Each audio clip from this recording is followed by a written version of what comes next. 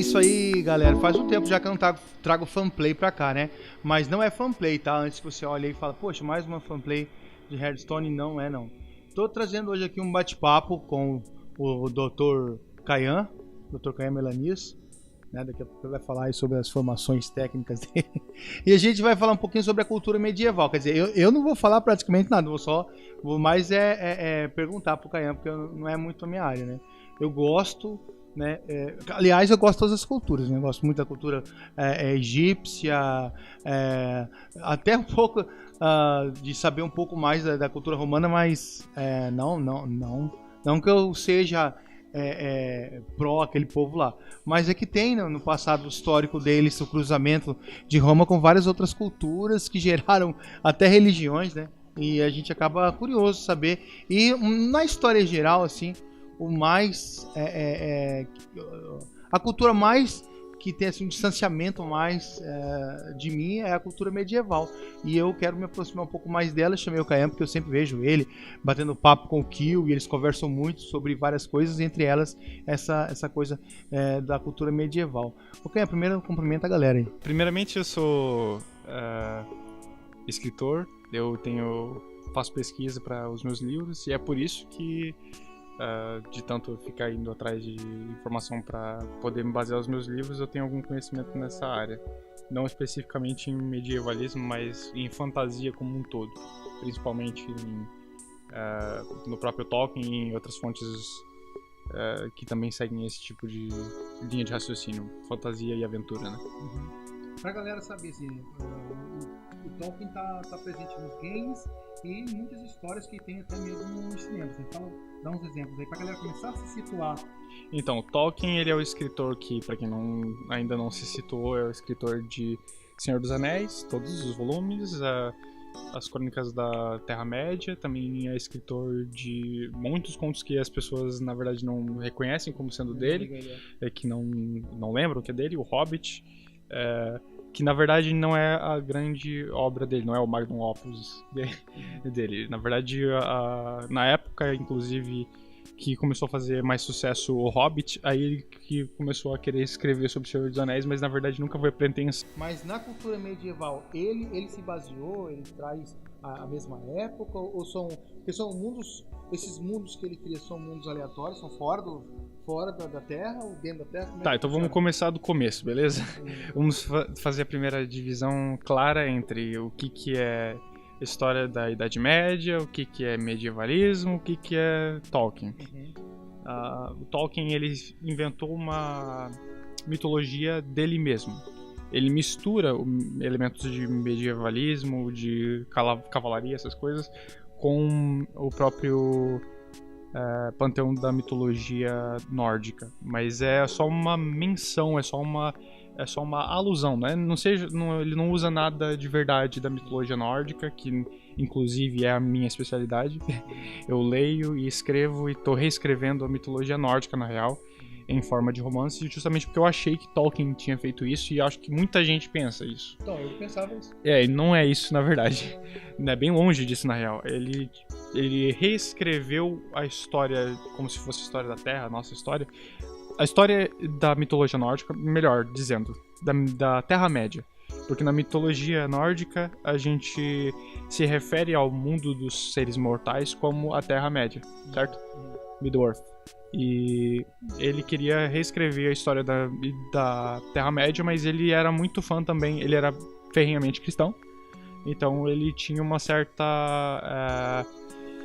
Ele gostava da mitologia nórdica, gostava de línguas celtas, ele era professor, ele era linguista, inclusive todo o trabalho que ele fez com Senhor dos Anéis e Silmarillion foram para dar base de aonde ele ia ter uma praticabilidade da língua élfica que ele estava criando. Então, na verdade, tudo aquilo que ele escreveu era só para dar uma justificativa, um pano de fundo para as línguas que ele estava desenvolvendo. Tá. Continuando na linha então da cultura medieval, a gente vê hoje essas imagens, tal, não sei se a gente coloca na tela aí, mas a gente tem uma ideia dos deuses medievais a partir dessa ilustração mais comercial, né? Fala um pouco a diferença. Por exemplo, se você pegar o Thor, por exemplo, Thor de verdade, o Thor que a gente, né, buscando ele lá nas origens dele, ele não tem nada a ver com esse Thor que a gente vê hoje nos cinemas, né? Fala um pouco sobre isso, já começando 100% na cultura nórdica. Bom, antes disso, finalizando o que eu estava falando sobre o Tolkien, o trabalho dele que não se baseia em mitologia nórdica, mas sim em uma forma de uma junção. E no caso, ele pegou as duas coisas que ele mais gostava, ele pegou a religião dele, que ele era devoto, e ele pegou a cultura que ele estudava e juntou as duas coisas, transformando no ideal na cabeça dele. E ele chegou a dizer que uma das pretensões com o que ele escrevia era de fazer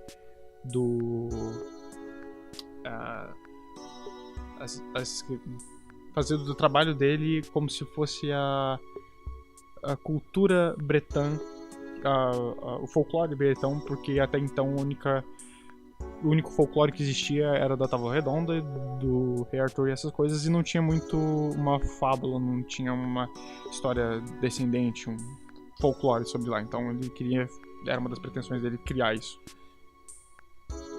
E assim como ele colocou a mão dele na mitologia nórdica e transformou em outra coisa, a mesma coisa se aplica no caso da Marvel, que a maior parte das pessoas conhecem o Thor, o Odin e o Loki, que são o Aesir, são os deuses maiores da mitologia nórdica, por causa dos filmes da Marvel. Mas as pessoas a maior parte delas acaba não sabendo se é assim mesmo, se não era e tudo mais. E a verdade mesmo é que muito pouco do verdadeiro nordicismo, do que está escrito nos Eddas e tudo mais, nas Eddas, e realmente está lá, é muito pouco mesmo. A começo de conversa, até a versão do Jim Spielberg do Senhor dos Anéis também não tem muito a ver, porque tanto o Tolkien, quando escreveu, quanto quem fez a mitologia nórdica e tudo mais, não tinha nem imaginava o tipo de visual que a gente consegue fazer hoje através de computação gráfica, essas coisas. Então, o cinema é sempre uma releitura, né? Isso a gente sabe, né? Mas agora, a que ponto que o cara chegou com essa releitura, eles transformaram, né? No caso de... Eu tava vendo o Thor mesmo, se você pegar o Thor pela origem dele, né? Ele era quase um ser humano comum. Era uma pegada completamente diferente, na real. Os nórdicos, eles não têm essa relação com os deuses deles como a maior parte das outras culturas tem. A maior parte das outras culturas, os deuses são criaturas inacessíveis. Tinha alguma coisa, por exemplo, Ra é o sol, e a forma de ver é como nascer e crescer e pôr do sol, as 3 fases do Ra. Então, tipo, é uma coisa completamente fora do mundo, certo? Os nórdicos não têm isso com os deuses deles, eles são quase apenas heróis, são apenas homens com histórias incríveis, com exceção do Odin, que é o único que tem uma pegada mais realmente incrível. O que eu acho, cara, é que o Ocidente, né, principalmente nós aqui da América do Sul, ou nós enquanto católicos, nós enquanto evangélicos, enfim, nós enquanto cristãos, a gente tira a nossa é religião, as outras são mitologias. E nessa época aí, Zeus, por exemplo, não era visto como um ser mitológico, ele era visto como um deus deles, né? Dadas as proporções e dadas as diferenças nossas, né?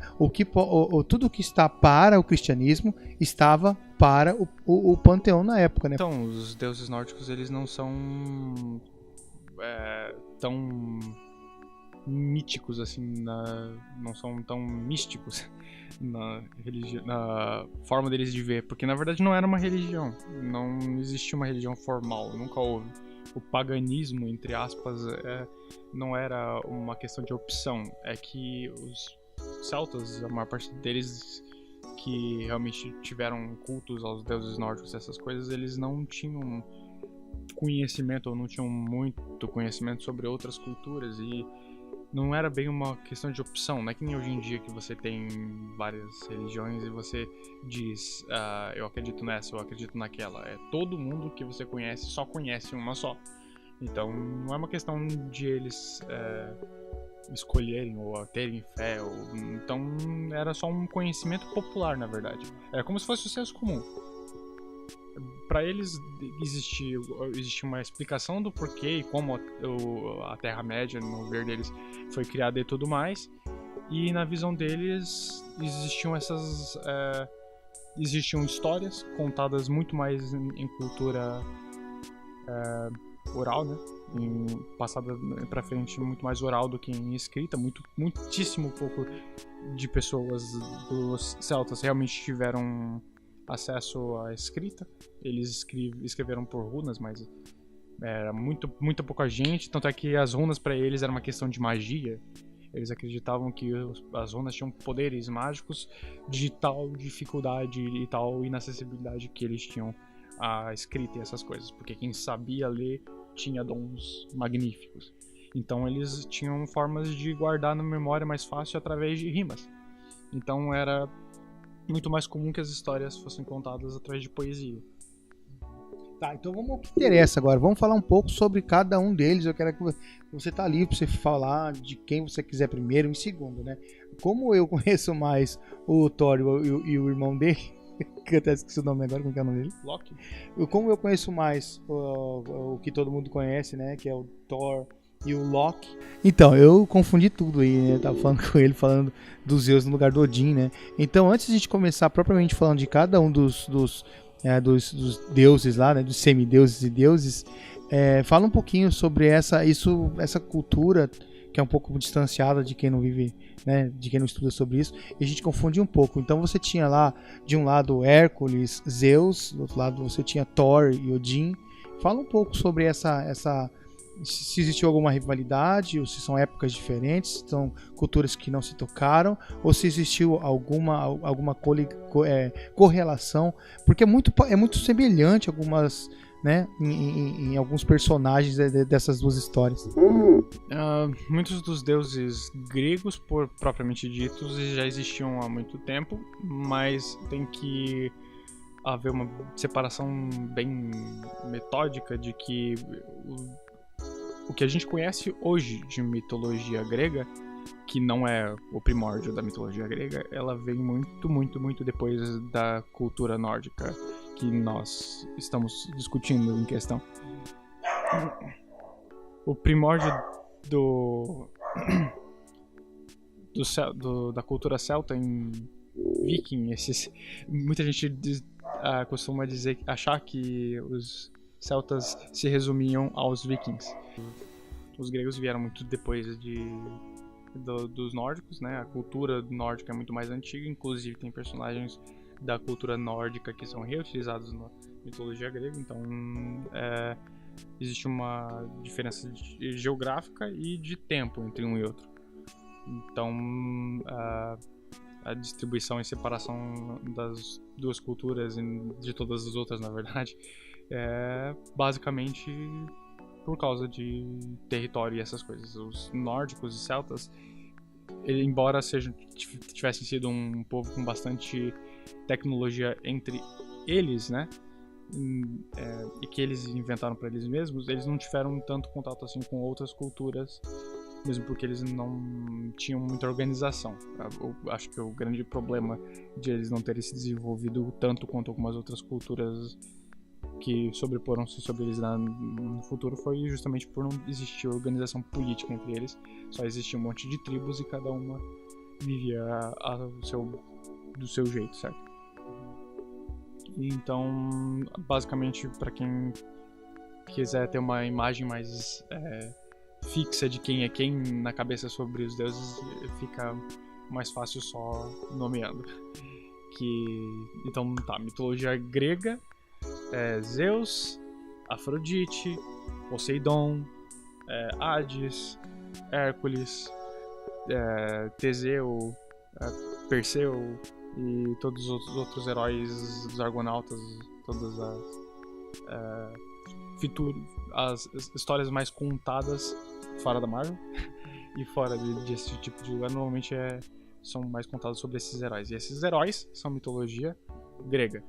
Agora, na mitologia nórdica, basicamente você só vai ouvir falar dos três deuses maiores mesmo: o Thor, o Odin e o Loki. Tá, eles tinham uma divisão também de submundos, né? Como no nosso cristianismo aqui, ou na nossa religião que veio dos hebreus, dos judeus, a gente tem lá o céu, praticamente isso, a gente reduzir bem, sintetizar bem, céu e o inferno, né? E você tem de um lado Jesus Cristo Filho, Deus Pai, né? E do outro lado você tem lá o Pata Rachada e toda a sua tropa de anjos do mal.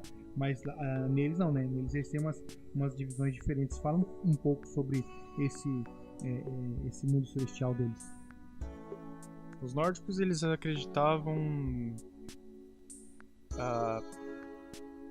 primordialmente em uma divisão de 9 reinos. Eles acreditavam que a terra onde eles estavam vivendo era conhecida como Midgard, a Terra do Meio, ou como a gente fala hoje em dia, Terra-média.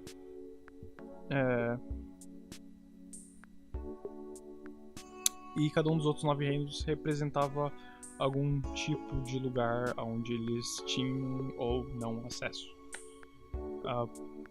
Por exemplo, Asgard, a Terra dos Deuses, que era como se fosse uma espécie de ilha flutuante, algum lugar inacessível acessível apenas através do arco-íris, que eles tinham como uma ponte Bifrost. Que se você, talvez justamente por isso, né? Porque você nunca consegue alcançar a ponte. Então, como é que vai pra Terra dos Deuses? Não tem como, é um reflexo. Arco-íris. É por isso mesmo que existe tantos mitos acerca do arco-íris pra eles, porque como você nunca conseguiu alcançar, é muito conveniente que se faça esse tipo de brincadeira com. Eu vou comparando aqui, porque o meu público, ele, né, é um público naturalmente cristão, né? E a maioria do pessoal que me procura, que conversa comigo, quer saber coisas sobre política, quer saber de humor, gameplay, tipo de coisa diferente do que eu tô trazendo hoje, né? Então vou de novo correlacionar. Uma outra coisa muito legal que eu queria que você falasse é que assim, a maioria das culturas daquela época, né, se não praticamente todas, se você puxar do Egito pra frente, né, aí você pega a Mesopotâmia, os hititas, todo aquele povo ali, os babilônicos, eles tinham deuses para tudo, eles eram politeístas, então eles tinham o deus da agricultura, o deus não sei do que, mas no caso específico dos nórdicos, parece que não, parece que eles tinham o deus da guerra, ele tinham deuses específicos para um pouco mais parecido com o nosso, né? Porque nós temos aqui, digamos assim, o deus de tudo, aquele que você ora de todas as coisas, né? Tanto para colheita, quanto para o amor, quanto para a sorte, quanto para tudo isso, né? E aí você tem lá aquele cara que ninguém quer pedir nada para ele, só quer fugir dele, né? E fala um pouquinho sobre essas divisões, o que é Deus do que na cultura nórdica. Primeiramente, a cultura nórdica, assim como algumas das outras culturas, tanto egípcia, grega e tudo mais que você puder encontrar de lá pra trás, todas essas culturas, elas tinham esse costume, sim, de ter deuses, como as politeístas, né?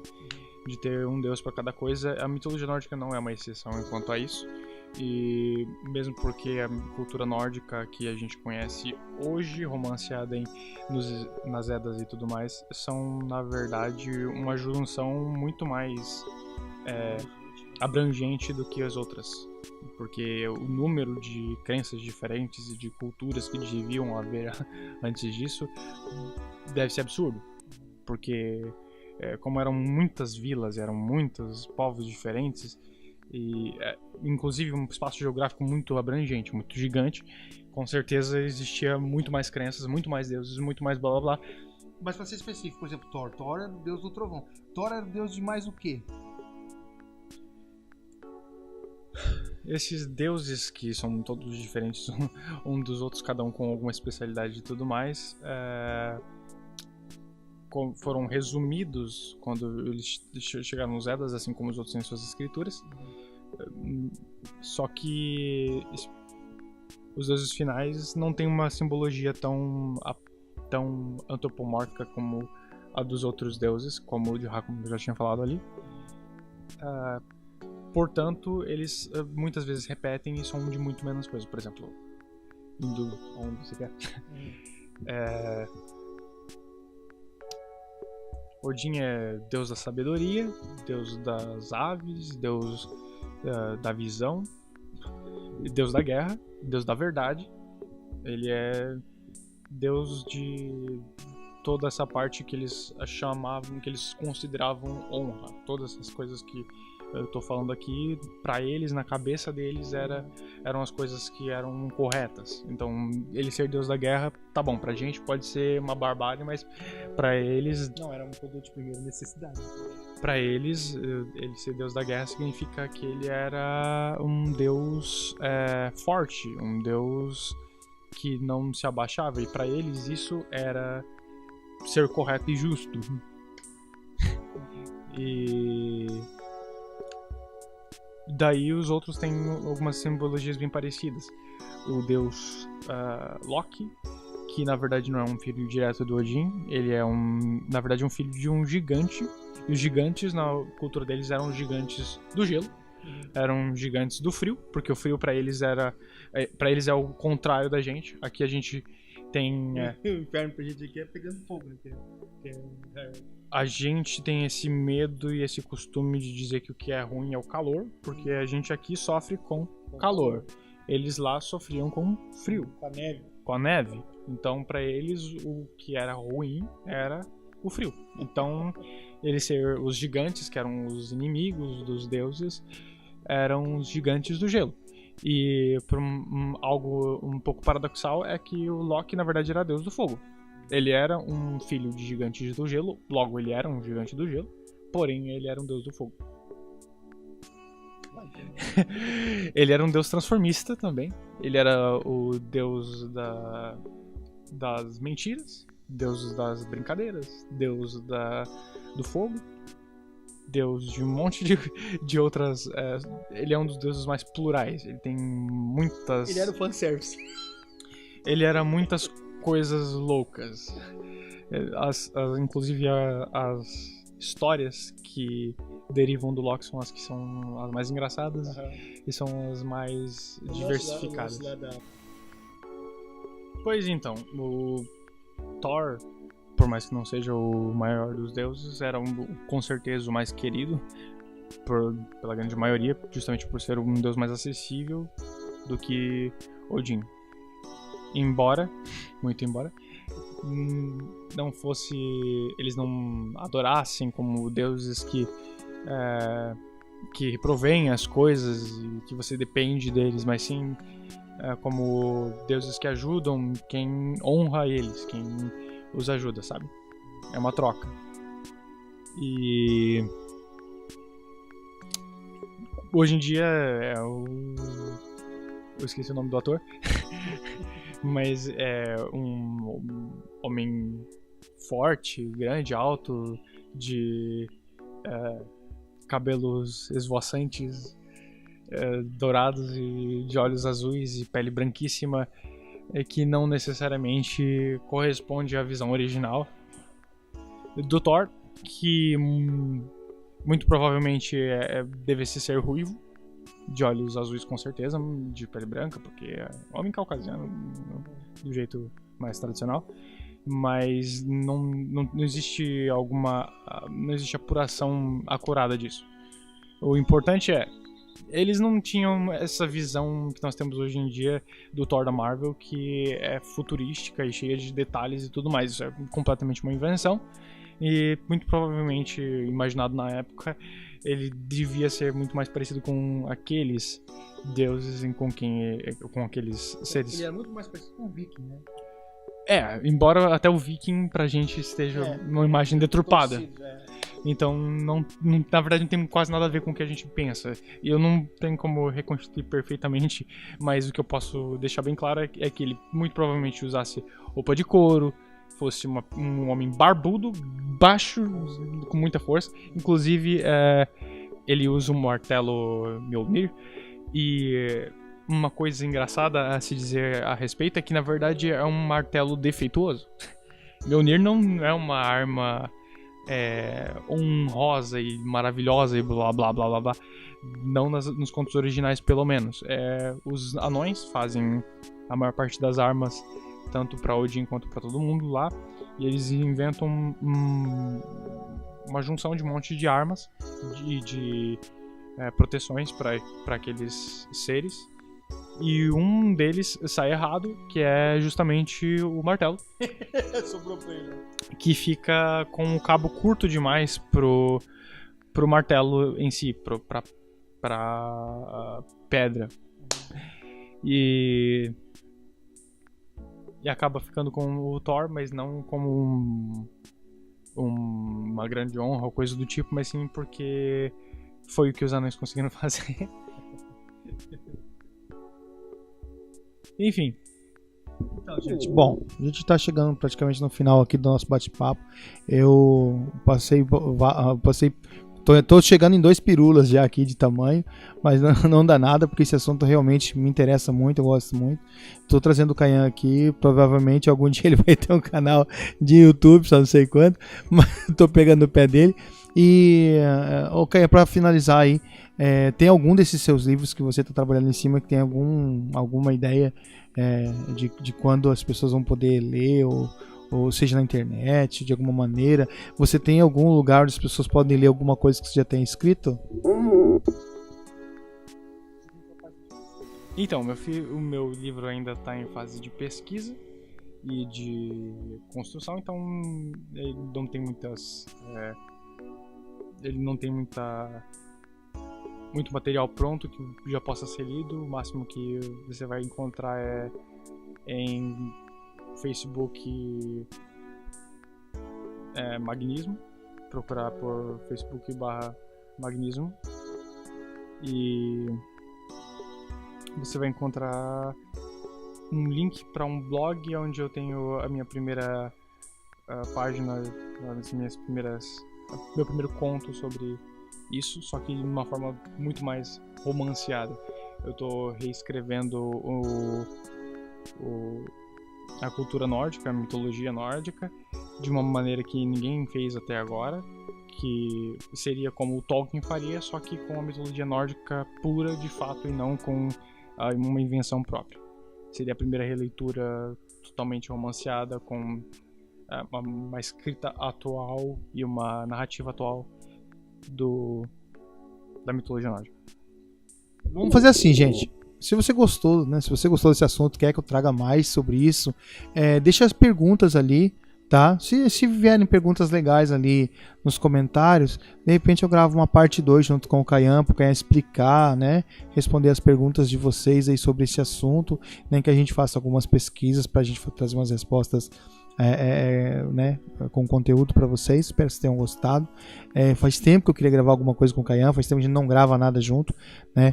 Pode olhar aí no canal, tem bem pouca participação do Kayan, mas não é por mim, que ele não curte muito gravar. Eu espero que vocês tenham gostado desse vídeo, tá? Se você gostou aí, eu quase nunca falo, né? Vou falar aqui nesse para ficar bem redondo.